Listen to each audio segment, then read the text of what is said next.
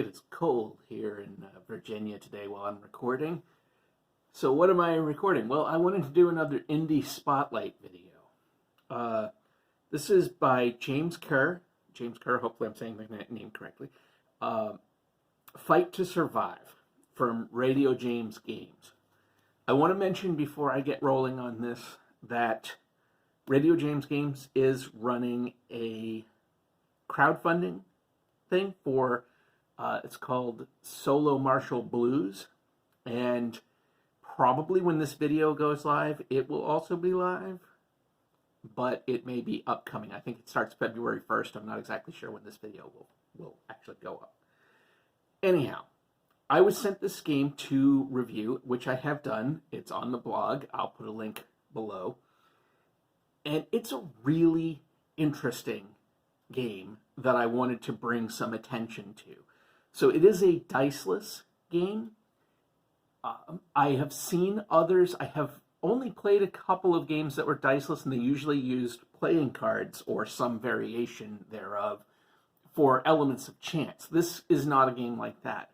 This has more of a system, as I mentioned in my review, that reminded me a little bit of Diplomacy, where it's more about a sort of formula of support and defense sort of thing. So you look at your character's build that determines how fast they are. So a slight character might go quicker than a big burly character.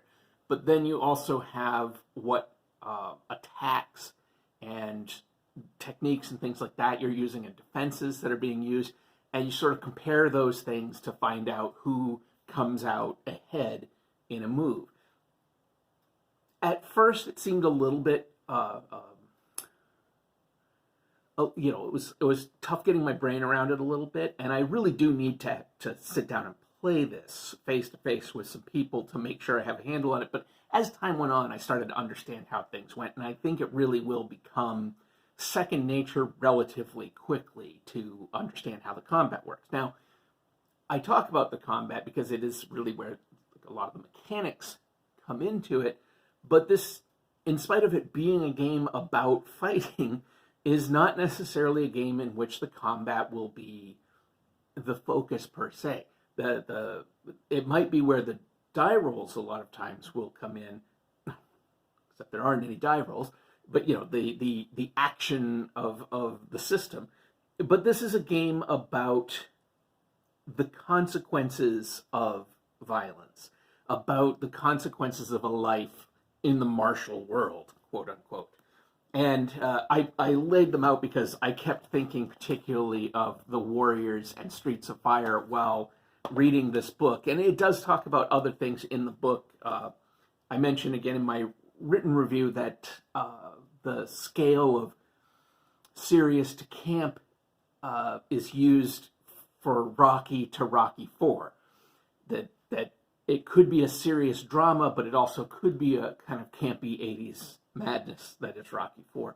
But anyway, it takes place across the 20th century in a city that's a little bit of an amalgam of multiple North American cities, particularly I think New York, San Francisco, LA, Chicago. Those seem very core to the vibe of this. Perhaps because those 80s movies are definitely a thread that is tapped into, and those typically take place in those cities. But you'll see throughout there's some great photography or photographs that are used. There's some cool original artwork that's done. I like the whole vibe of the thing. It does take place across the whole 20th century, though, so you could be going back all the way to the aughts and up to the 90s and dealing with the martial world and the trade-off back and forth between violence and the sort of never-ending cycle of violence of living in this thing. And it deals with a lot of those issues that you see in movies, in the sort of melodramatic over-the-topness of fighting movies, like Bloodsport, like The Karate Kid, like the American Ninja movies to a lesser degree, perhaps. But I think that this does a really interesting job of capturing that vibe, and I'm really excited to try it out at some point.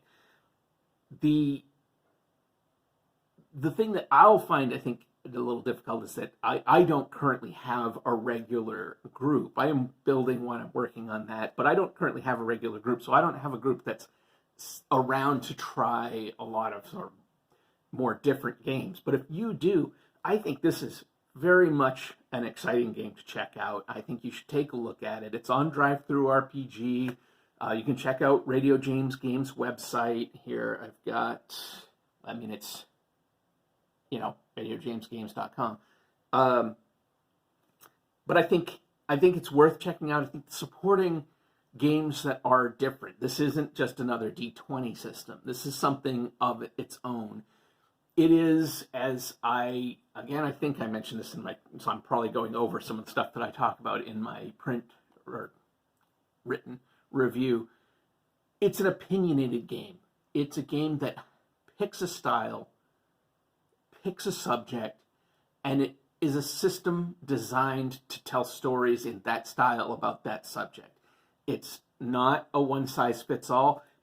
You're not going to run Star Wars with this game. You're not going to run a high fantasy, whatever. This is a game that is meant to recreate that kind of story. The story of violence and the after effects that it has, the sadness that it brings to a person when they lose people they love, the physical abuse that is taken to the point where a fighter can't go on, where either they die or they retire, and best case scenario they retire and become a trainer, but more likely they retire, become a drunk, and die in a ditch. I mean, it's sad, but that's a kind of a cool story to explore too, and I think that that's really neat. And it does have a legacy aspect to it. So you might start a game, say, in the 1940s, where you're all playing characters who have come out on the other side of World War II in one way or another. Maybe returning GIs who are bringing back a martial art from their time in the South Pacific or something like that. Or, what have you.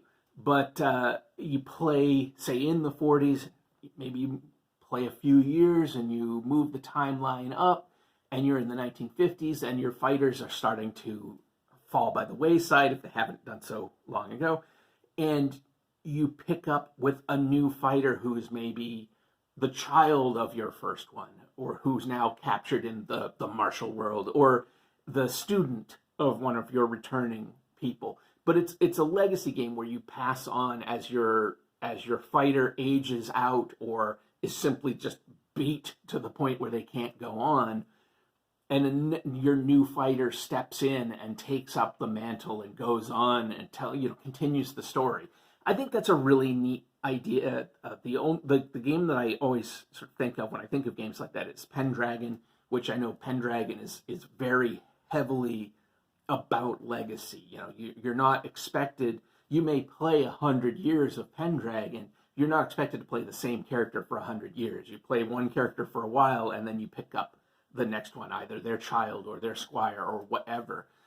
So I think it's similar in that way to this. But anyhow, that's what a little indie spotlight. I think this is a really unique game that is well worth checking out if you want to try something that's more unique. I think it's very heavy on the story and less on the crunch. That there is crunch. I mean, this rule book is as big as it is because it really covers a lot of bases about how you will use this system, how the system works. It's a lot, and I found that a little daunting when I first started getting into it, but the more I read, the more it just sort of folded the pieces in to make sense so that there's a puzzle that comes together on how the system works. I really do think that once you get on board with it, if you've got players who are interested in the ideas, I think that once you get on board with it, it's going to move very smoothly. Again, I'd have to play it to know that 100%, but I played enough games and read enough rules to have a sense like that. I really do have a sense that this will become fairly intuitive relatively quickly. I always think back to Deadlands when I think about games that have an initial leap you have to take. And with the original Deadlands, it really felt like there was just too much. Felt like the system was just so much, so many moving pieces. But if you had a group of people who were into it, and once you really broke through the initial daunting nature of those rules, that system moved wonderfully. Once you got playing that game with people who all started learning the rules, the game hummed. It was wonderful. Anyway, I think that this will be another one like that, would be my guess. So I really recommend this. I think if you're into storytelling games, if you're into stuff like Powered by the Apocalypse, that kind of thing, it's not Powered by the Apocalypse. It's not the same thing. But I think if you're into that kind of game, I think you should check this one out for sure. So anyway, that's my little pitch for checking out another indie game. Again, Radio James Games should be running a crowdfunding thing starting on February 1st for Solo Marshall Blues, I think it's the name. I should have written it down, and I didn't.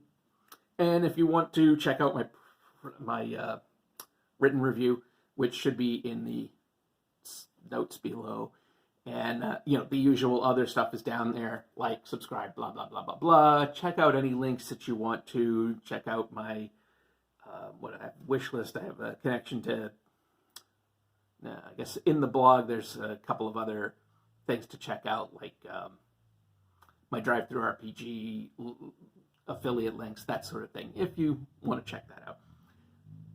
In the meantime, take a look at this game. It's pretty cool. Take care, everybody.